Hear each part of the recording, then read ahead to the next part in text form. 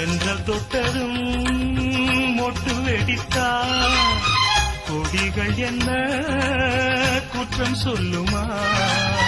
கொல்லை துளசி எல்லை கடந்தா வேதம் சொன்ன சட்டங்கள் விட்டு விடுமா? வானுக்கு எல்லை யார் போட்டது?